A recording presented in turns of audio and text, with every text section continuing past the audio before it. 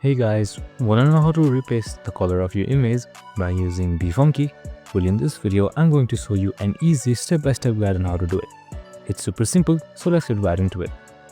Now first up, open up your favorite browser and type in befunky.com. Now head towards your dashboard, and right on the dashboard there should be Photo Editor. Click on it. You will be provided with this window. Import your images by clicking on Open and then choose any options from right here. Once you have imported the image, on the remove and replace, just simply head towards the last one, replace color. Click on it once, and now you need to select your source color. Just simply click on it. Just simply click on this eyedropper tool and then select one of this. And now go to target color, and then you can edit it just like that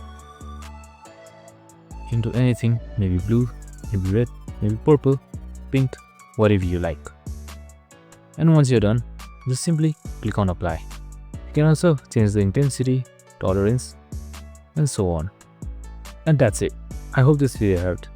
If it did, make sure to like, subscribe, and tune in with us for more related videos. See you in the next one.